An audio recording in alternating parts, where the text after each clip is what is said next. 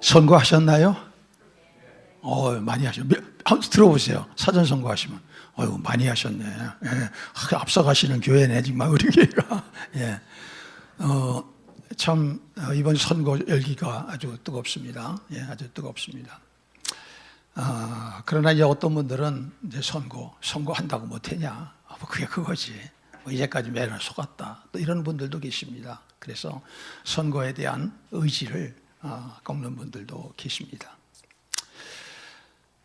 소크라테스의 아주 직계 제자가 플라톤이죠. 플라톤은 자기 스승 소크라테스가 결국은 악인 정치가들에 의해서 결국은 이제 모함되어 가지고 독배를 마시고 죽지 않습니까? 그 다음에 그가 이제 국가라고 하는 책을 지었습니다. 그 국가 편에서 그는 이렇게 얘기를 합니다. 정치를 외면한 대가는 가장 저질스러운 인간들에게 지배당한다는 것이다. 정치를 외면하면은 정치를 통해서 나아지는 게 아니라 아주 저질스러운 그런 인간이 지도자가 돼가지고 꼼짝 못하고 그 밑에서 노예살이처럼 그렇게 살게 된다는 것입니다. 프랭클린 아담스는 이렇게 말했습니다. 선거는 누구를 뽑기 위해서가 아니다. 선거는 누구를 뽑지 않기 위해 투표하는 것이다. 흔히도 여러 그런 얘기를 있지 않아요? 덜 나쁜 놈이 당선되도록 하기 위해서 투표한다고 그러는 게 그 얘기입니다. 세상은 다 악인입니다. 요새는 특별히 다 스트롱맨들만이 지도자가 돼요. 이게 이제 마지막 때가 돼서 그렇거든요. 뭘 보면 아느냐? 이번에 우리나라도 그들의 선거 프레임이 뭡니까? 정권 심판, 정권 안정이에요. 뭐가 없어요? 여기에서 이제 백성들이 지금 속이 터지는 거거든요. 뭐냐면 백성들의 가장 관심사는 민생 아닙니까? 우리가 이 지도자를 뽑으면 우리의 삶이 더 나아질 것인가? 우리의 충남 나아질 것인가? 우리 예산 홍상이 나아질 것인가? 그런데 그건 하나도 없는 거예요. 급해가지고서 이제 막 주위에서 이런 게 없다고 그러니까 겨우 그냥 가서 흉내만 내가지고 거짓으로 입법만 만들어 놓고 그러고서는 이제 하는 것이죠, 지금. 여기에 이제 우리 백성들의 목마름이 있는 것입니다. 어떻게 보면 인생은 목마름이라고 저는 생각합니다. 태어나면서부터 계속 목마름이에요. 여러분은 갈증을 제일 심하게 느껴본 게 언젠가요?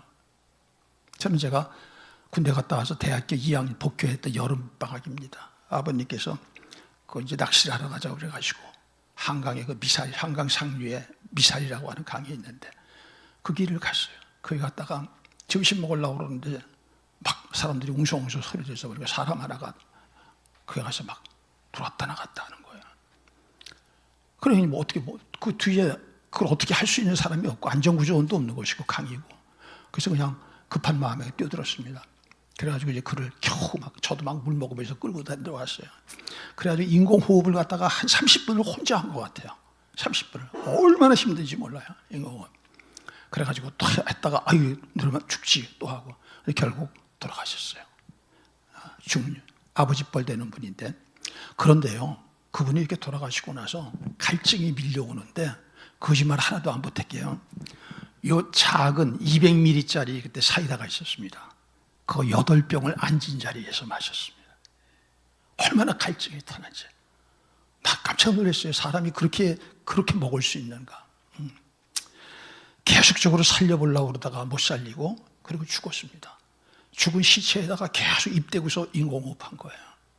그러면서 제가 갈증이라고 하는 것이 참 인생의 본질이로구나 하는 것에 대해서 생각을 하게 되었습니다. 근데 오늘 본문 보니까 목마름이 나옵니다. 우리 1절 읽어보겠습니다. 명절 끝날 곧 큰 날에 예수께서 서서 외쳐 이르시되 누구든지 목마르거든 내게로 와서 마시라.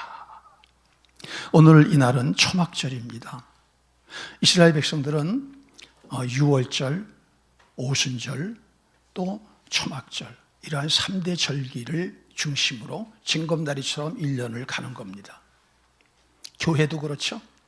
성탄절, 부활절, 그리고 요새 참 잘못된 것인데 교회에서 오순절 성령 강림절을 있는지 없는지도 모르고 지나가는 교회가 많습니다.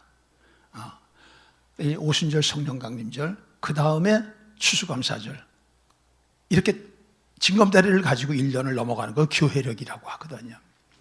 이 사람들은 왜 이 세절기를 이렇게 중요시 여기느냐? 이 세절기가 다 이스라엘 백성들의 출애굽과 관련이 있는 것입니다. 이스라엘은 출애굽으로 말미암아 성립된 나라 아닙니까? 물론 아브라함을 불러서 이제 이스라엘 민족을 시작하셨지만 이들은 나라가 다 없이 완전히 애굽에 가서 종살이하던 하금 노예 출신들입니다. 다 430년 동안을. 그런데 이런 사람들이 다시금 하나의 국가로서 회복이 된 것이 출애굽 때문에 그런 것이거든요. 출애굽이 최대의 큰 관심이란 말입니다. 근데 그들은 하나님께서 다 땅을 예비하셨어요. 프로미스드 랜드, 약속의 땅 가나안을 다 준비하셨습니다. 그게 그냥 10여일이면 들어가는 겁니다. 아무리 게을러서 노인들이 있고 어린아이가 있어도 한 달이면 들어가고도 남습니다. 그런데 이들은 지도자를 믿지 않습니다. 왜? 지도자를 믿지 않는 건 하나님을 믿지 않는 겁니다. 그래서 결국은 광야에서 40년을 뺑뺑이 돌다가 1세들은 다 해골로 죽어 말라 비틀어져서 해골이 돼버려요. 그리고 2세들, 그리고 여호수아와 갈렙, 1세 중에서 두 사람만, 그리고 들어감으로써 성립된 국가거든요. 그래서 이 하나님께서는 이 세 절기, 그 안에서 출애굽을 기념하는 절기인 유월절, 그 다음에 이 77절 또는 오순절이라고 하는 이 첫 수확을 기념하는 절기, 그리고 이제 오늘 이 초막절은 추수를 다 해가지고서 이제 수장하는 그러한 절기인데, 이 세 개의 절기를 레위기서에 보면 율법서죠. 율법에 이거를 지키도록 명령을 하셨어요. 그래서 예루살렘에 있는 그 안에 한 반경 30-40km 안에 있는 사람들은 반드시 그 길을 참석해야 되는 거였어요. 이 절기를 갖다가. 그래서 예루살렘은 사람들로 가득 찼습니다. 그러면 이들은 7일 동안에 어떻게 하느냐? 이제 초막절인데, 이 초막절은 어떻게 하느냐 하면은 집에서 다 나와요. 그래가지고 어떤 사람은 집의 지붕으로 올라가고, 어떤 사람은 집 마당으로, 어떤 사람은 길로, 어떤 사람은 주위에 있는 어떤 공공기관의 마당으로, 어떤 사람은 일부러 광야까지 나가요. 그래가지고 거기다가 그 따뜻하던 집의 이부자리와 침대 다 가서 이제 그만두고 지푸라기, 그 다음에 이제 가지, 나뭇 잎사귀, 이거 가지고 하나의 그 간이 집을 만드는 겁니다. 그래서 풀초자, 텐트 막자 해가지고 이걸 초막이라고 그러는 거예요. 그렇게 일주일을 사는 겁니다. 얼마나 불편하겠어요, 그렇죠? 집에서 편하게 다 있다. 에어컨 있고 빵빵빵빵 털고 뭐 보일러도 하는데 거긴 아무것도 없습니다. 그렇게 들어가는 겁니다. 그러고서는 7일 동안에 매일 예루살렘 중심에서는 가서 이제 제사를 드리고, 그 다음에 실로암 모시에 가서 제사장이 가지고 먼저 이제 제사장이 앞장서고 유대인들이 뒤따라 가지고 실로암 모시에서 물을 길어다가 그걸 성전 안에 번제단에다가 물을 붓습니다. 제단에다가 물을 부어요. 그리고 구원의 우물에서 그런 그 기쁨의 물을 드린다고 이렇게 외치면서 그것을 한 번씩 일주일 하다가 마지막 7일째에는 7번을 하는 것입니다. 마치 이제 그 여리고 성이 7번 돌고 무너졌지 않아요? 그래서 이제 그것을 기념해서 그렇게 함으로써 하나님의 명령을 준행하는 것인데, 여기에는 두 가지 의미가 들어가는 것입니다. 하나는 역사적인 의미예요. 이스라엘 역사에서 광야에서 거기는 농사를 지을 수도 없어. 거기는 밭도 없어. 그러니까 근데 어떻게 살았을까요? 하나님이 만나주시고 매출하게 주시고, 더 중요한 건 물입니다. 물은 닷새만 안 먹어도 생명의 위협이 오요. 그리고 죽는 거예요. 그 물이 없을 때 하나님께서 반석을 쳐가지고 끊임없이 물을 갖다가 내지 않습니까? 그래서 그거를 기억하고 하나님께 감사하는 것이 바로 이 초막절입니다. 또 하나는 뭐냐? 현실적인 삶에서의 의미가 있어요.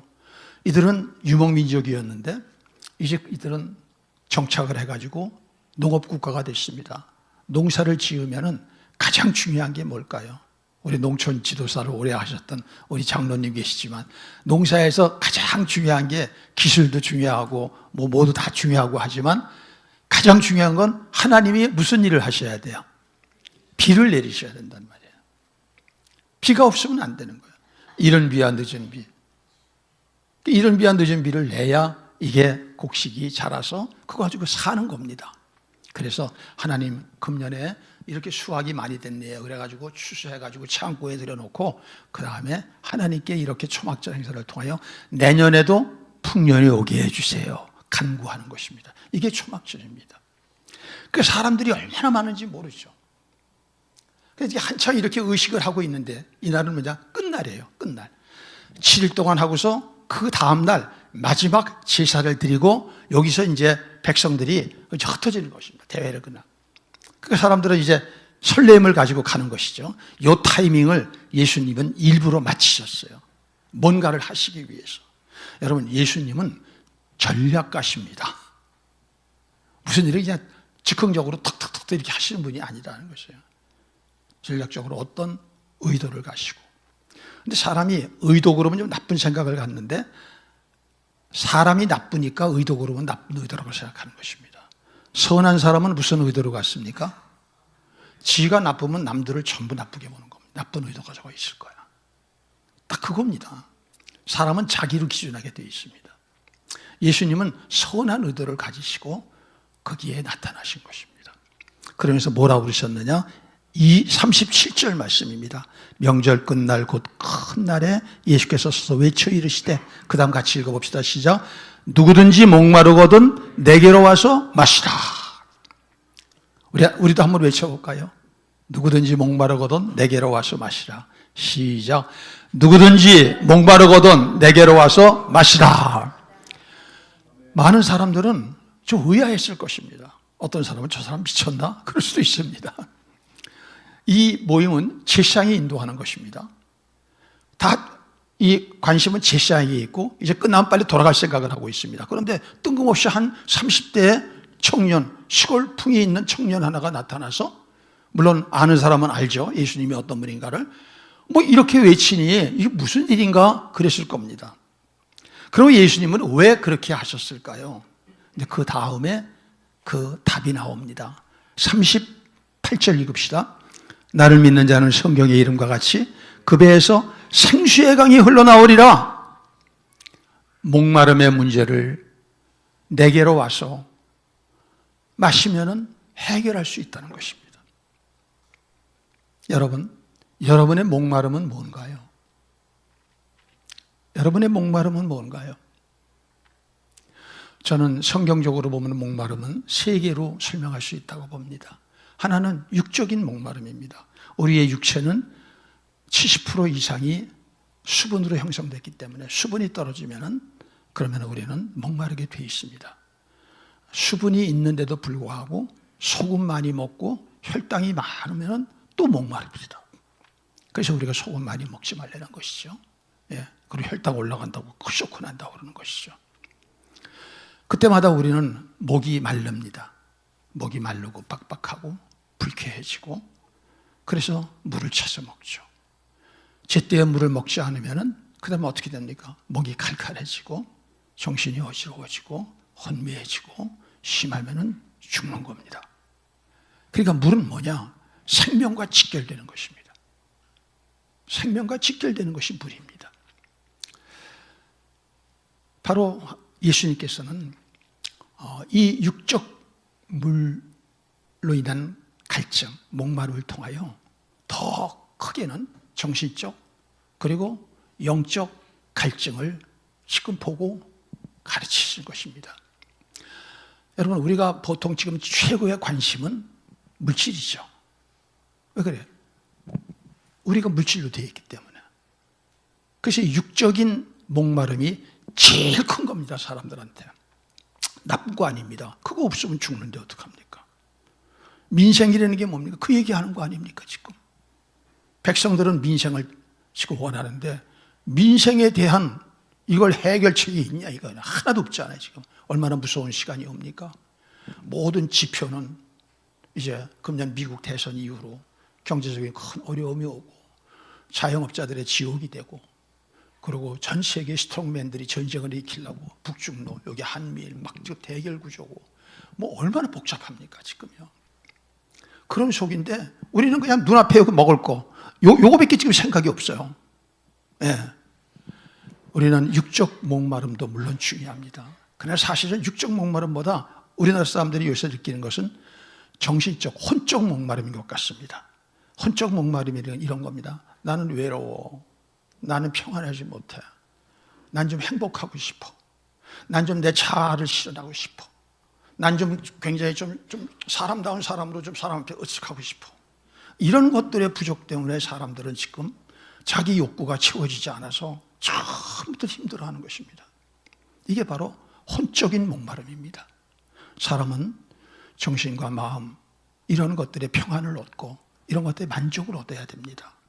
뭔가 좀 성취를 해야 되는데 성취가 안 돼.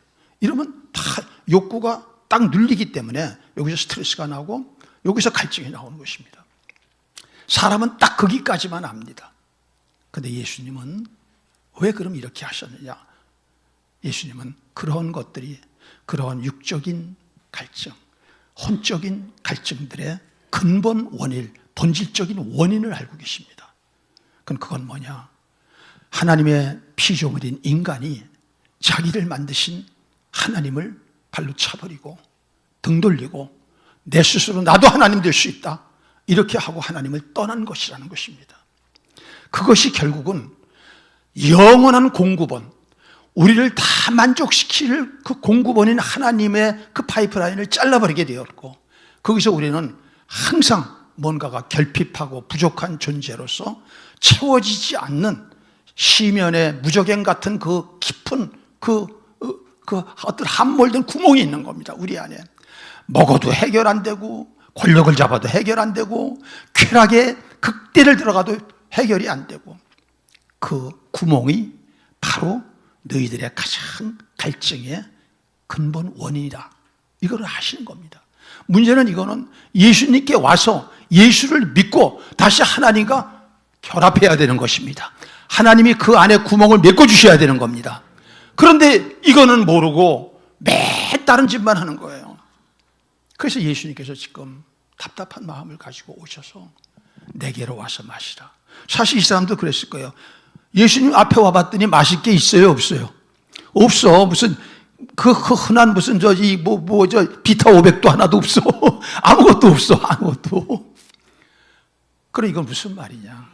예수를 믿고 예수님이 주시는 생수, 예수님이 생수 주시는 생수가 있다는 거예요. 그냥 물이 아닙니다. 생수는 뭡니까? 그냥 물에는 빗물도 있고 썩은 물도 있고 오염된 물도 있습니다. 생수는 깊은 지하에서부터 나오는 광천수, 미네랄 워터, 이게 살아있는 리빙 워터. 그거 마시면은 그냥 힘이 막 생기는 그러한 생수를 주시겠다고 하는 것입니다. 그럼 이 생수가 뭘까요? 생수가 무슨 말인지 모르기 때문에 사도 요한은 가로를 열고 해석을 한 것 같아요. 우리 한번 39절 봅시다. 이는 그를 믿는 자들이 받을 성령을 가리켜 말씀하신 것이라. 성령, 그게 바로 성령이라는 것입니다. 예수님께 와서 예수님께 마시라는 것은 예수님을 믿고 성령을 받으라고 하는 것입니다. 그래서 이번에 앞으로 성령 대망절기에 이 7주 동안, 벌써 이제 한 주가 지나갔어요. 부활절 이후니까. 그래서 이번에 주제가 성령을 마셔라입니다. 마셔라. 마셔라, 성령을. 여러분, 성령 받으셨습니까? 성령 마셨습니까? 그럼 갈증이 없습니까? 조용하지 않아요. 아멘 해야지. 뭔가 이상하지 않아요? 네, 그렇습니다, 여러분. 성령을 우리는 예수 믿을 때 받습니다. 그것 갖고 되는 게 아닙니다. 갈증은 한 번 물 마셨다고 해결되나요? 성령 한 번 받았다고 되나요? 아니요. 그 성령이 근심시키고 성령 말 안 듣고 성령 거스리고, 그러니까 성령이 소멸됐어요. 그 똑같이 옛날 불신자 때 그러한 내 안에 목마름이 계속 나오는 겁니다. 교회는 다니는데 세상 사람들하고 똑같이 목마름의 문제를 해결하려고 하는 것입니다. 여러분, 인생의 목마름이 있다는 것은 아직 뭔가 하나님과의 관계에서 문제가 있다는 것입니다. 성령은 받았지만 문제가 있다는 것입니다. 지난주에 우리가 이제 금요일 날 밤에는 가끔 그 간증을 갖다가 이제 보지 않습니까? 거기 보면은 제일 많이 거기서 나오는 게 새롭게 하소서하고 이제 또 하나가 뭐냐, 제일 많은 것이 오륜교회죠. 오륜교회 간증자 나오는데, 오륜교회 목사님 은퇴하셨어요. 근데 은퇴하고 나서 이제 기자하고 인터뷰 하는데, 그렇게 신실하고 그렇게 가서 뭐냐면 제가 봤던 목회자들 중에서 대형교회 목사님 중에서 제일 좀 신실하신 분이 한 분인 것 같아요. 그분이 이제 가까이서 이렇게 만났던 분 중에서. 그런데 그분이 뭐라고 그러냐면은, 예배를 다 끝나고 나면은 공허감이 물밀듯이 물러오는데 이게 뭔지 얼마나 그것 때문에 자기도 괴로워했는지 몰랐다는 것입니다. 근데 방법은 한 가지로 찾는 거예요. 그게 뭐냐? 생수 마시는 겁니다. 믿습니까? 그런 목사님이 그러셨다면 우리는 더하죠. 그렇잖아요? 근데 솔직히 말씀드릴게요. 여러분 스스로에게 질문해 보세요. 생수에 대한 갈증의 욕구가 있습니까? 교회 다니면서 다 문제에 붙들려서. 그러니까 해결이 영원히 안 되는 겁니다. 생수가 해결돼야 그 갈증이 해결되는 겁니다. 믿습니까? 그래서 전혀 모르는 거예요. 그걸 어떻게 해야 되는지를. 그러니까 아무리 교회 다녀도 안 되는 거예요. 그게 어떻게 해요? 형식적으로 다니면서 그래서 교회는 그런 거다. 목사는 직업이 그거니까 그렇게 얘기하는 거고 막 핏대를 올리고 그러는 것이 아닙니다. 여러분 한 분 한 분의 그 깊은 혼적, 육체적, 영적 그 갈증이 해결되는 방법은 딱 하나밖에 없습니다. 성령을 마셔라. 성령을 마셔라. 성령을 마셔라. 그거 말고는 없다는 것입니다. 그거 말고는 없는 것입니다. 옛날 분들은 솔직히 성령에 대한 굶주림이 있었습니다. 그래서 이상이 오면은 교회 와서 철야도 했지만 가서 기도원도 올라가는 겁니다. 때를 따라 금식하는 겁니다. 저도 평신도 때와 목회 초년에는 명절을 집에서 보낸 적이 거의 없습니다. 명절이면 항상 기도원 갔습니다. 네. 그래서 거기서 이제 이 답답한 문제를, 이 갈증을 해결하려고 몸부림친 것이죠. 네. 요새는 눈 씻고 찾아볼 수가 없습니다. 기도원 매물로 나온 게 기도원을 팔아먹는 시대입니다. 지금은. 그래 참 성도들이 불쌍합니다. 성도들이 불쌍한 거예요. 라오디게아 교회 처음 됐으니까요. 자, 그러면 여기서 우리가 생수의 강이 흘러난대요. 이게 무슨 말이냐는 것입니다. 배에서. 왜 배라고 한 표현을 썼느냐 하면은 이스라엘 사람들은 이 심장에서 이성이나 지성이나 사상이나 이런 것들은 이 심장이 주관한다고 생각을 했다는 것입니다. 그들이 그때는 해부학이 발달된 것도 아니니까. 그리고 이 배에서는 여기서 인간의 감정, 정성, 심리 이런 것들이 이 안에서 형성된다고 보는 것이죠. 그래서 이 배에서 생수의 강이 흘러내린다는 것은 인간의 가장 깊은 것을 얘기하는 것입니다. 여기에서부터 생수의 강이 흘러내리면은 갈증이 있어요, 없어요? 인생을 갈증 없이 살아갈 수 있다는 것입니다. 그럼 이 본문을 가지고 여러분들 성경의 다른 본문이 한 군데 기억나는 게 있을 거예요. 교회들 다니신 분. 뭐죠? 요한복음 4장 수가성 우물가에 사마리아 여인. 예수님이 그 수가성에 가셨어요. 우물가에 뭔지 알겠어요. 그랬더니 가서 물동이를 이고 사람은 하나도 없는 뙤약볕달이야. 왜냐? 열대지방에서는 완전히 여기는 한여름에는 낮잠 자는 시간이거든요. 그늘에 피하는 시간이거든요. 그래 웬 여자가 띠뚱띠뚱 하고서 물동이를 가지고 와요. 뭐냐? 남편이 5인데 갈아치우고 6번째 남자하고 사는 그런 여인 하나가 사람의 눈길을 피해서 갈증이 나니까 물은 안 먹을 수가 없어. 그래가지고 몰래 나온 겁니다. 근데 누구한테 들켰어요? 예수님한테 들킨 겁니다. 예수님은 그 시간을 정확하게 보시고 그리고 거기에 기다리신 것입니다. 이제 예수님이 대화하기 위하여 우물이니까 가장 좋은 물 한 잔 달라고 그러면서 얘기를 붙였더니 이게 상처가 많은 여자니까 삐뚤어졌으니까 말이 톡톡톡톡톡 쏩니다. 여러분, 어떤 사람은 말을 하면 부드럽죠.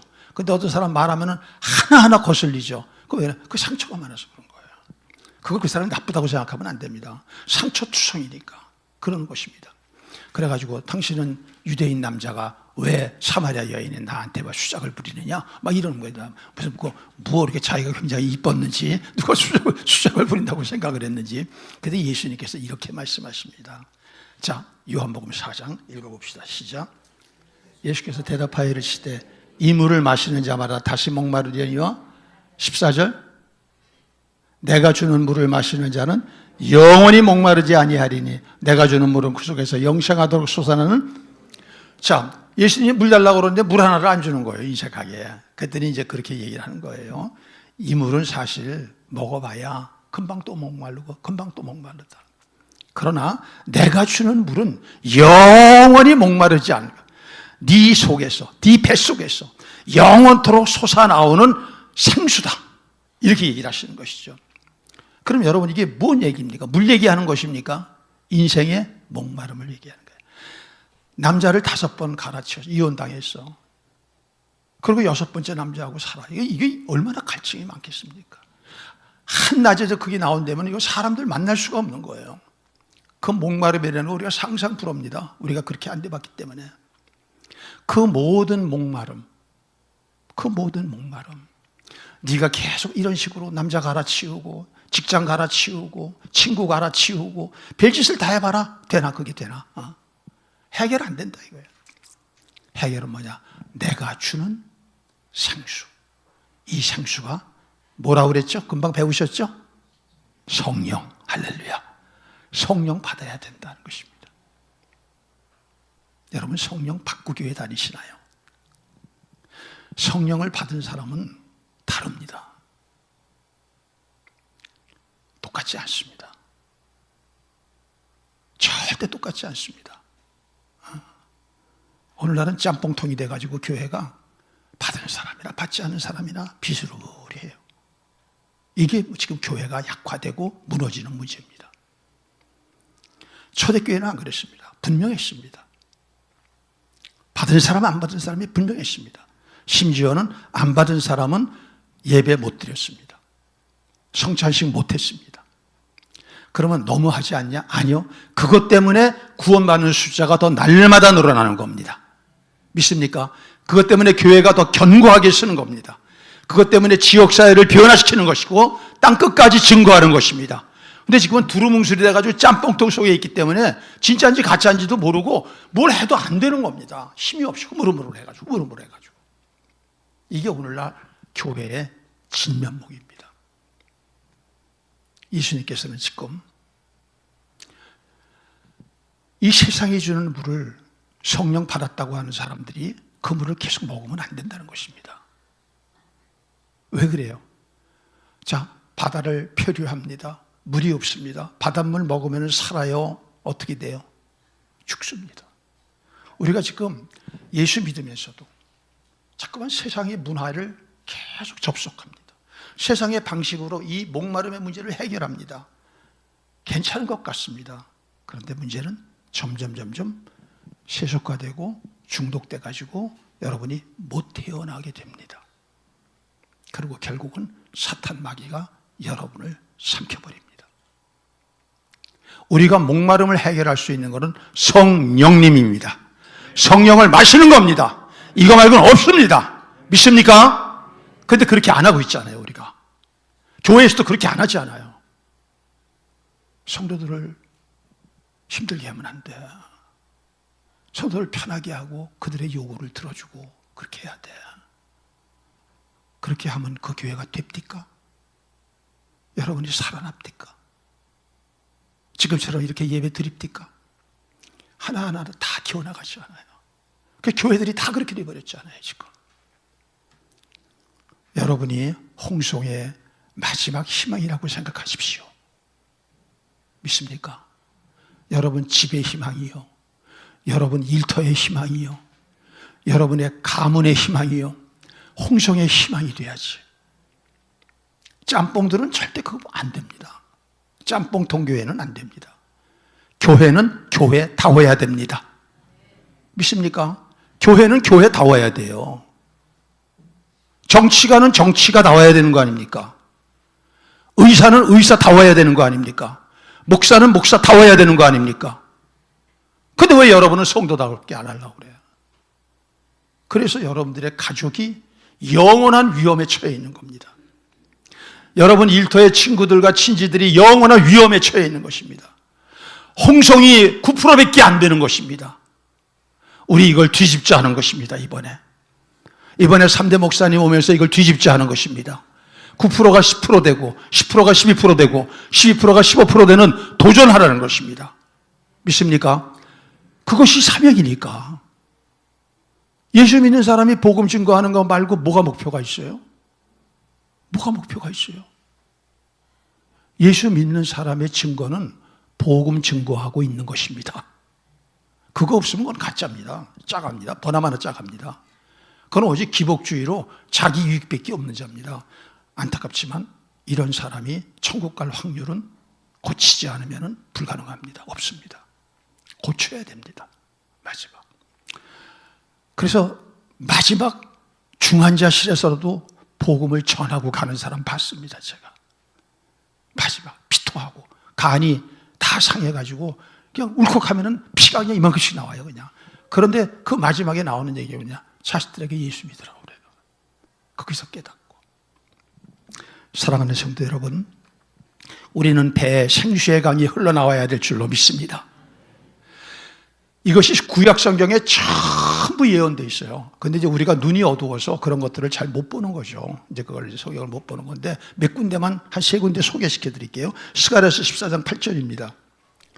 시작. 그날에 생수가 예루살렘에서 솟아나서 절반은 동해로 절반은 서해로 흐를 것이라. 여름에도 겨울에도 그러하니라. 그날에는 뭐냐? 예수님의 십자가에 죽으시고 부활하시는 그걸 얘기하는 것입니다. 그 사건. 예수님이 십자가에 달리셨어요. 밑에 로마 군병이 예수님을 어떻게 하죠? 옆구리 찔렀죠. 거기서 물과 피 다 쏟죠. 그 상징입니다. 그러므로 말미암아 생수가, 왜? 예수님이 죽으시고 승천하신 다음에 누구를 보냅니까? 보혜사 성령을 보내시지 않습니까? 그 얘기입니다. 자, 그 다음 예시계에서 47장 9절 여러분이 잘 알죠?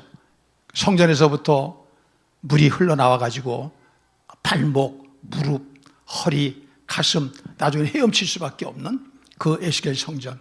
보십시오. 읽어봅시다. 이 강물이 이르는 곳마다 번성하는 모든 생물이 살고 또 고기가 심히 마르니 이 물이 흘러들어가므로 바닷물이 되살아나겠고 이 강이 이르는 각처에 모르고. 이게 무슨 말이냐 해석하면 이런 것입니다. 바닷물은 다 살 수가 없게 되어버렸어요. 여기 사해거든요. 그럼 여기 살 수 있는 것은 뭐냐? 거기에 새로운 생수의 강이 들어가서 바닷물을 희석시켜가지고 바닷물을 퇴출시키고 생수의 강이 돼야 거기에 있는 생물체가 살 수 있다는 것입니다. 여기서 사해는 세상입니다. 그리고 생수는 뭐냐? 성령입니다. 성령 받은 교회입니다. 믿습니까? 살릴 길은 그거밖에 없습니다. 여러분 가정 안에 한 사람이 진짜 예수 믿는 사람이면 가족들은 다 구원받습니다. 믿습니까? 구원받고 안 받고가 아닙니다. 다 구원받습니다. 진짜 진짜 여러분들이 성령의 사람이면 부인할 수 없습니다. 그러나 가짜 같고 짜가 같고 준치 같으면 안 됩니다. 우리 이번 성령 대망절기에 성령 받읍시다. 충만히 받읍시다. 갈증을 지저분하게 세상 걸로 풀지 맙시다. 제가 이렇게 얘기하냐, 저도 그렇게 풀어봤거든요. 안 돼요. 그거 갖고 해결이 안 돼요. 그리고 성령은 소멸됩니다. 성령은 근심하십니다. 그리고 무력한 존재, 무능한 존재가 되어버리는 것입니다. 사랑하는 성도 여러분, 성령님만이 유일한 해결책입니다. 그래서 예수님께서 이렇게 말씀하셨습니다. 예수님이 난 이제 조금 있다가 죽는다. 하지만 부활해.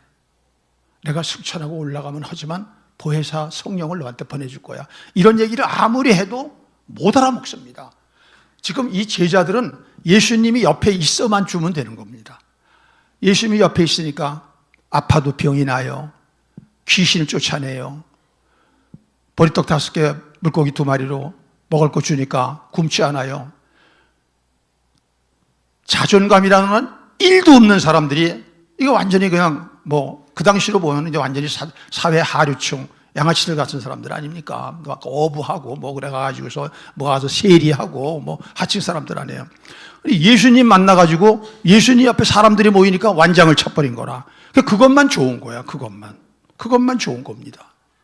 그 예수님이 답답하니까 이렇게 말씀하십니다. 요한복음 16장 7절부터 읽어봅시다. 요한복음 16장 시작. 그러나 내가 너희에게 실체를 얘기한다. 내가 떠나가는 것이 너희에게 예수님 죽으시는 게 유익하다 이거야. 내가 떠나가지 아니하면 누가?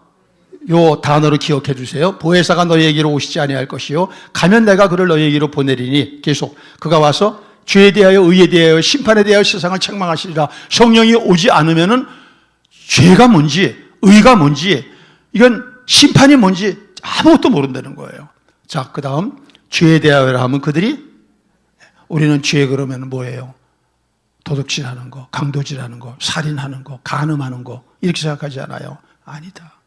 예수 믿지 않아서 하나님 믿지 않고 내 마음대로 사는 것이 죄다. 전혀 다르잖아요, 해석이. 왜 자꾸만 착해지려고 그러세요, 교회 와서? 여러분이 착해지는 거 할 때마다 하나님이 답답해 하세요. 예수님이 답답해 하세요. 그건 안 된다. 그게 율법 행위 아닙니까? 착하게 되려고 애쓰고 사는 게 아니라 성령의 사람이 되면은 착한 삶이 사라지는 거예요. 죄가 물러나는 거예요. 죄하고 싸우니까 계속 죄에게 잡아먹혀서 나중에는요, 지금 짓는 죄보다 더 많이 짓게 되더라고요. 죄하고 싸우는 게 아니에요. 상대를 잘못 골랐어요. 죄에 대해서 싸우는 게 아니라 마귀하고 싸우고 귀신하고 싸워서 영적인 세력을 성령으로 짓이겨버리는 거예요. 부셔버리는 겁니다. 그래야 그 죄가 빡 하고 풀어지는 겁니다. 누구나 이걸 겪는 겁니다, 교회에 오면은. 근데 말을 안 듣습니다. 왜? 자기가 하나님이니까. 자기 고집이 있으니까. 그래서 교회 헛다니는 겁니다, 일평생. 자, 그 다음은 10절 봅시다. 의에 대하여라 하면 내가 아버지께로 가니 예수님 죽으시고 부활하신 사건 얘기하는 거죠. 이게 의입니다.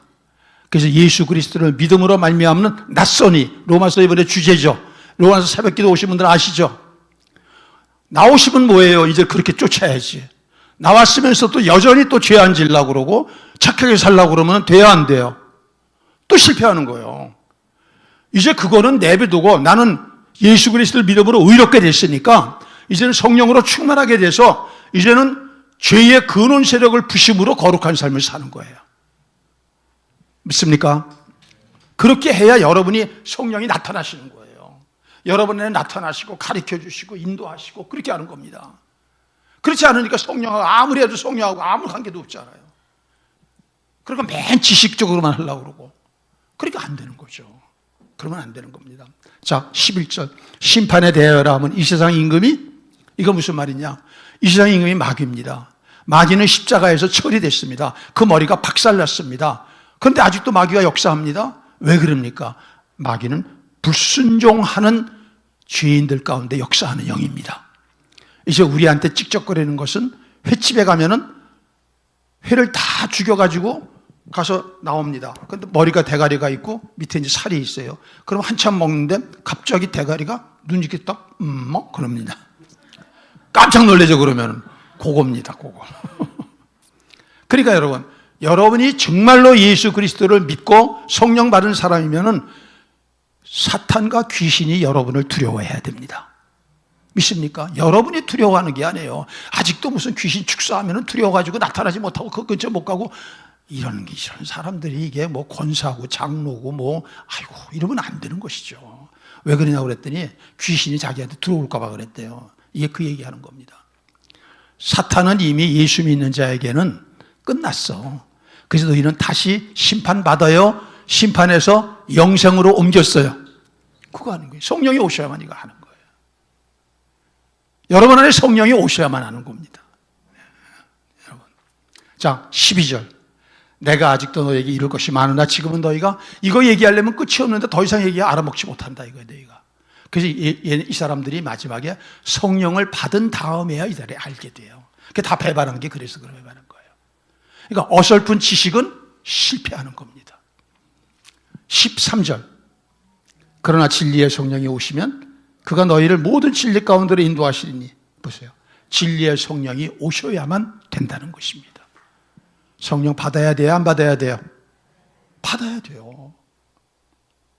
그냥 교회를 정신 놓고 자기 마음대로 왔다 갔다 무슨 시계 춥니까? 왔다 갔다 때 되면은 그러다 또 고장나면 삑 하고 쓰고 이렇게 되면 안 되는 겁니다.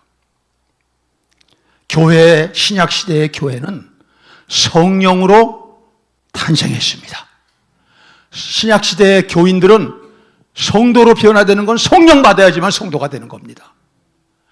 교회는 성령 충만한 교회가 돼야 마지막에 주님이 그 교회를 딱 오실 때 들림받아 휴거되는 것입니다. 그러므로 우리 교회는 성령에 대해서 능통하시기를 바랍니다. 자, 그러면은 마지막입니다. 어떻게 하면은 이 성령을 마실 수 있느냐, 성령 받느냐, 두 가지입니다. 복잡하지 않습니다. 첫째, 본문에서 찾아봅시다. 38절 시작. 나를 믿는 자는 성경의 이름과 같이 그 배에서 생수의 강이 흘러나오리라. 39절. 이는 그를 믿는 자들이 받을 성령. 그러면 뭐 해야 돼요? 믿어야 돼요. 그러니까 우리는 믿음으로 받는다고 합니다. 아닙니다. 요거는 두 번째입니다. 먼저 첫 번째가 더 있어야 됩니다. 그게 37절입니다. 명절 끝나고 큰 날에 예수께서 외쳐 이르시되 시작. 누구든지 목마르거든 내게로 와서 마시라. 모든 사람은 오라고 안 그러셨습니다. 모든 사람은 내게로 오라고 안 그러셨습니다. 목마른 사람이 내게로 와라. 인생의 목마름을 느끼고 이 목마름의 문제를 해결하려고 몸부림치고 이 해결해도 안 되고, 야, 이걸 어떻게 해야 되는데 여기서 벗어나야지 내가 사는데 미칠 것 같은 거죠. 이런 사람이 결국은 성령 받는 겁니다. 여기 없어, 교회도. 그러니까 교회 다니면 뭐합니까? 성령이 없는데 죽을 때까지요. 제가 한 교회 지금까지로 치면은 제가 이제 지난번에 그 왔을 때까지 치면은 31년 목회했단 말이에요, 그 교회에서. 31년인데도 여전히 똑같은 사람이 거기 한 사람이 있어요, 아직도. 한 사람이 한 사람. 와, 그 사람은 불통이야. 아직 침례 못 받았어요. 그런데 교회는 다녀. 왜 그래? 그거는 해야 조금 이제 마음이. 여러분, 교회는 그렇게 다니는 게 아닙니다. 교회는 성령 받고 지체가 되어야 됩니다. 그리스도의 몸의 지체가 돼서 예수님과 연합해야 됩니다. 믿습니까? 하나님의 가족이 되셔야 되는 거죠. 그래서 먼저 이 목마름이 동기부여입니다. 목마른 사람은 기도의 자리에 나옵니다. 목마른 사람은 이번 성령 대망절기를 희죽희죽 웃고 세상의 방법으로 갈증을 해결하려고 애쓰지 않습니다. 그거 갖고 안 된다는 걸 알기 때문에 세상 거 빨아먹지 않습니다. 세상 거 빨아먹으면 더 강한 거 이게 중독이거든요. 이렇게 돼가지고 우리가 마지막에 위험한 것입니다. 지금 이제 벌써 그런 세상이 다 왔습니다. 다 왔어요. AI가 발달할수록 우리는 그렇게 됩니다. 어떡할 수가 없어요. 피할 수가 없어요, 지금은. 어쩔 수가 없습니다. 자, 그럼 두 번째가 믿음인데 이 믿음을 똑바로 하셔야 돼요. 믿음은 세 가지로 오는 겁니다. 제일 첫 번째는 뭐냐면 예수님의 십자가와 부활의 사건이 뭐를 의미하는가를 똑바로 하셔야 됩니다. 이건 복음서입니다. 그래서 이번에 로마서를 제가 마지막에 설교한 겁니다. 그래서 로마서를 설교하는 것입니다. 제가 그거밖에는 전할 게 없어요. 복음밖에는 없습니다. 그것이 엉성하면은 믿음도 엉성해질 수밖에 없는 것입니다. 그것이 똑바르면은 여러분의 믿음도 똑바르게 되는 것입니다. 집에 가서 로마서, 특별히 교회 오래 다닌 사람은 갈라디아서, 그걸 공부해야 되는 이유가 그거죠. 두 번째는 뭐냐? 한국교회에서는 믿음을 지식적으로 갖고 있는 것을 믿음이라고 인정해 주는 나쁜 경향이 있어요. 믿음은 그게 아닙니다. 믿음은 맡겨버리는 것입니다. 맡겨버리는 것이에요. 이런 것이죠. 운전을 합니다. 옆에다가 이제 아내를 갖다가 태우고서 운전을 합니다. 근데 남편이 끄떡끄떡 죽습니다. 끄떡끄떡 죽어요. 그러니까 여보, 왜 그래? 나 너무 피곤해서 그런가 봐. 당신이 좀 운전 좀 할래? 그 운전대를 바꿨습니다. 남편이 탔습니다. 어떤 남편은 그냥 금방 그냥 코 골고 잡니다. 갈 때까지. 근데 어떤 남편은 그렇게 하면 안 돼, 운전. 저쪽으로 가야지. 그러다가 싸웁니다. 싸우다가 차 사고 납니다. 무슨 차이예요? 자는 남편은 아내의 운전을 믿는 겁니다. 아내를 믿는 겁니다. 그 잔소리 그냥 계속 하는 거는 뭐냐? 안 믿는 겁니다. 와, 이런 사람, 이런 배우자 옆에 타면은 지옥입니다, 그거는. 하나하나, 길을 요리 가도 잔소리, 저리 가도 잔소리, 빨리 가면 빨리 간다고 잔소리. 또 이쪽에 사니까 자기는 가까이 느껴지잖아요. 그러니까 이게 붙는다 또 얘기해야 돼. 여러분, 운전대 잡으면은 끝난 겁니다, 그 사람한테. 맡겨야 됩니다. 그 사람 심기 거슬리면은 괴로운 일이 생깁니다. 그래서 때로는 요새 끔찍한 사고 일어나잖아요. 그러다가 믿음이라는 것은 이제 내가 하나님 돼가지고 해보려고 그랬지만 안 되더라. 그래서 하나님께 맡기되 찔끔찔끔 맡기고 잔소리하고 맡기고 간섭하고 맡기는 게 아니라 몽땅 맡깁니다. 흥하든지 성하든지 쇠하든지 살든지 죽든지 주님 뜻대로 하세요. 그러나 나는 주님을 믿어요. 나보다 나를 더 사랑하시는 분, 유일하게 완벽하신 분, 완전하신 분, 끝까지 신실하신 분, 한 번도 배신 안 하신 분, 그게 믿음입니다. 맡기십시오. 왜 자꾸만 자기가 합니까? 왜 자꾸만 이걸 못해가지고 안 되려버리고 교회 안에서 힘들게 합니까? 교회에서 이런 사람들 때문에 교회가 안 되는 거예요. 그냥 하나님께 맡겨야죠. 지가 찬양은 그렇게 해. 주님보다 앞서지 않고. 그래 자기가 주님보다 앞서면 어떻게 해요? 그게 맡기지 않는 겁니다. 그게 믿음이 아닌 겁니다. 또다시 잔머리를 굴리는 겁니다. 여러분, 우리 하나님 믿었으면은 그냥 다 맡겨봅시다. 어떻게 역사하실까? 기대가 돼야 되잖아요. 왜 기대가 돼? 이게 끝났다? 아니, 마귀를 믿으니까 끝났다고 생각하죠. 하나님을 믿은 사람이 끝났다고 생각합니까? 말이 안 되는 거 아니에요. 아니, 아버지도, 제 아무리 못된 아버지도, 깡패 아버지도, 사기꾼 아버지도 자식에 대해서만은 좋게 해요, 나쁘게 해요? 그렇죠. 악한 자라도 자식에게 좋은 것 줄 줄 알거든. 하물며 천부께서 구하는 너에게 성령을 주시지 않겠느냐? 가장 좋은 거 주시지 않겠느냐? 그렇지 않습니까? 이거 뭐 성경은 어디로 갔는지 몰라. 성경은 어디로 갔는지 몰라. 그래서 그냥 이렇게 주님을 따지는 게 아닙니다. 주님에게 주님, 그럼 어떻게 하실 건데요? 내가 들어보고서 내가 좋으면 하고, 그게 아닙니다. 하라고 그러면 yes, 그러면 하는 겁니다. 그럼 사람들이 앞에서 미쳤다고 그럽니다. 저 이상한 미친 사람이네, 저거. 대책 없는 사람이네. 조금 있다 보면 깜짝 놀랍니다. 와, 그게 그렇게 되는 거야? 집에서 이렇게 돼야 가족들이 예수 믿습니다. 믿음으로 반응하셔야 믿습니다. 예배는 열불나게 드리는데 믿음으로 집에서 하는 일이 하나도 없어. 자식을 키우는 문제나 돈 문제나 자기 생활, 취미 문제나 다 그거는 그렇게 안 해. 누가 믿습니까? 가족보다 예수를 믿게 한다는 거 참 어려워요. 다 보니까. 빨가벗은 느낌이니까. 이게. 예. 그래서 여러분, 우리가 올바른 믿음을 가져야 됩니다. 자, 여기 보니까, 그런데 그걸 주위에서 여러 사람이 유대인들이 보는데 둘로 딱 나눠집니다. 한쪽은 맞네, 이분이 예수 그리스도네, 이런 사람이 있고, 하나는 저게 무슨 예수 그리스도야, 저거 뭐 촌사람인데, 이렇게 이제 비하합니다. 그 왜 그러느냐? 메시아에 대한, 메시아가 그리스도거든요. 그리스도에 대한 지식을 유대인들은 꽤 갖고 있습니다. 그런데 일부 사람들은 그 지식이 반쪽짜리 지식입니다. 그래서 못 믿는 겁니다. 여기 보십시다.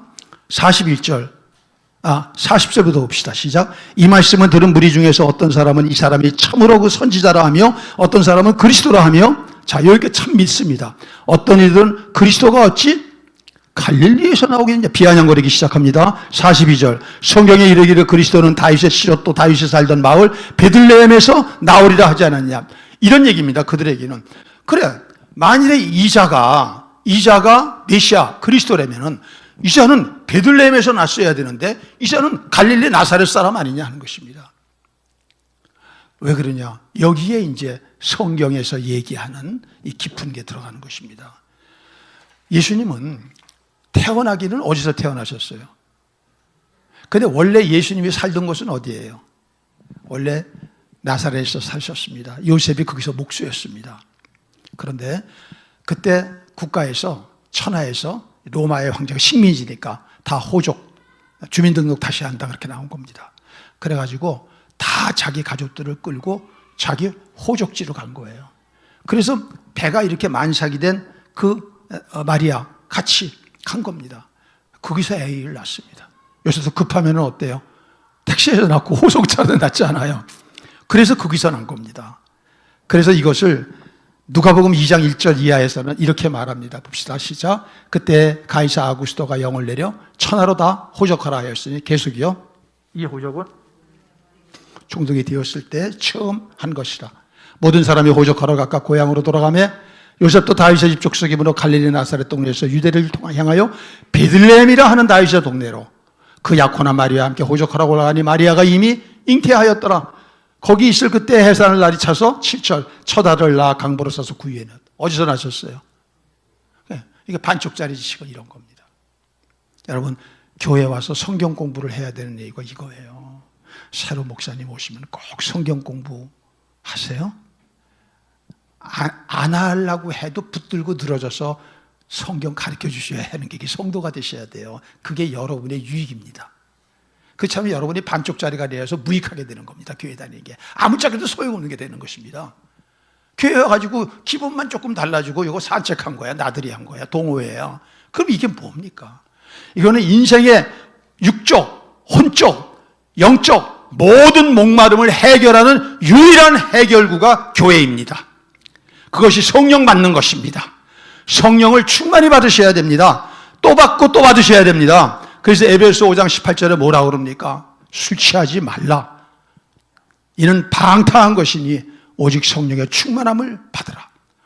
왜 사람들이 담배 피고 술 먹고 마약하고 섹스하고 또 말해 일 중독 들어가고 뭐 골프 중독, 골 중독 왜 이렇게 중독이 들어갑니까? 너무 힘들거든. 이 갈증 때문에. 이거를 조금이라도 해결을 해야지 못 살겠거든. 그런데 우리는 그렇게 해결하면 위험한 것이죠. 왜? 그것들한테 잡혀먹는 것이죠. 어느 날 못 태어나옵니다. 못 태어나온다니까요. 저도 알코올 중독이었거든요. 못 태어나와요. 못 태어나와. 도박 중독 못 태어나와요. 절대. 내가 지위가 높아도 그거 포기하고서 또 중독을 들어가는 거예요. 이렇게 무서운 거예요. 그래서 우리는 어떻게 해야 되느냐? 오직 성령을 마시는 것밖에 없습니다. 그리고 혼자 신앙생활 하지 마십시오. 혼자 신앙생활하는 사람은 99.9%가 그런 식으로 신앙생활하는 사람입니다. 그래서 예수님은 날마다 교회, 날마다 성전, 날마다 가정에서 모이는 두 구절을 가지고 소그룹으로 모이게 하신 것입니다. 거기서 자기의 부끄러운 걸 다 내놓을 수 있는 친구를 사귀십시오. 친구는 간단해요. 내가 빨가벗으면 친구 되는 겁니다. 껴입으면 친구 안 되는 겁니다. 그렇게 됐을 때 서로가 보호하는 것입니다. 서로가 힘을 주고 격려하는 것입니다. 그렇게 함으로써 이제 앞으로 닥치는 이 어마무시한 이 시대를 승리하게 하는 것입니다. 우리 양문교회가 그런 승리하는 교회가 될 수 있기를 주의 이름으로 축복합니다. 성령을 마음껏 마시십시오. 하나님은 완전하십니다. 여러분의 완전한 삶을 준비하셨습니다. 그분 앞에 나오셔서 이제는 성령을 마셔야 됩니다. 입을 넓게 열어야 됩니다. 크게 열어야 됩니다. 찌질하고 째째하게 열면은 갈증 속에 죽습니다. 주님, 나의 육적, 혼적, 정신적, 영적 이 모든 목마름이 이제는 한계에 다다랐습니다. 좀 있으면 내가 미쳐 터질 것 같습니다. 좀 있으면 내가 마귀에게 질 것 같습니다. 주님, 나를 도와 주옵소서. 통성으로 기도합니다. 주여! 하나님, 오늘도 주께서 우리들에게 말씀하셨습니다. 누구든지 목마르거든 내게로 와서 마시라. 성령을 마시라. 생수의 강이 흘러나리라. 하나님, 내 생각을 버리게 하여 주옵소서. 내 감정을 버리게 하여 주옵소서. 하나님의 권위를 쫓게 하여 주시옵소서. 주밖에는 답이 없습니다. 성령밖에는 답이 없습니다. 성령 없는 쭉정이가 되어서 결국은 사탄의 밥이 되고 마귀의 밥이 되고 가족들 다 지옥에 가는 걸 수수방관하는 자가 되어서는 안 됩니다. 하나님이 역사하여 주셔서 올바르게 반응할 수 있는 참 백성들 되게 하여 주시옵소서. 주님, 노인이건 젊은이건 중년이건 어린아이건 다 성령 받게 하여 주시옵소서. 자비하신 하나님, 오늘도 인생의 목마름을 가진 이들이 주 앞에 나왔습니다. 우리를 불쌍히 여겨주시고 성령이 역사하여 주셔서 우리를 점령하여 주시옵소서. 내가 성령 안에, 성령이 내 안에 계셔서 연합의 삶을 살게 하여 주시고 그 증거로 다 목마름으로 헐떡이는 세상 속에서 목마름의 문제를 해결하고 생수의 강이 넘쳐 흐르는 삶을 살아가게 하여 주옵소서. 우리 성도들의 가정이 그렇게 되게 하여 주시고 일터가 그렇게 되게 하여 주옵시고 교회가 그렇게 되어서 홍성을 살리는 생수의 강이 되게 하옵소서. 귀한 예물 하나님께 드립니다. 돈을 두려워하면 돈에게 먹힙니다. 돈을 다스리는 하나님의 물권, 영권 받게 하여 주옵소서. 지금은 예수 그리스도의 은혜와 우리 하나님 아버지의 극진하신 사랑과 보혜사 성령님의 이제는 예수 믿고 거듭나 성령을 받음으로 말미암아 그 배에 생수의 강이 흘러넘치게 하는 성령님 보혜사의 역사가, 주님, 나는 이 성령 대망절에 지금보다 갑절의 성령을 받기를 원합니다. 나는 성령 받고 교회를 새롭게 시작하겠습니다. 이렇게 고백하고 결단하는 사랑하는 주의 백성들 위해 지금부터 영원토록 함께 하시기를 간절히 축원하옵나이다.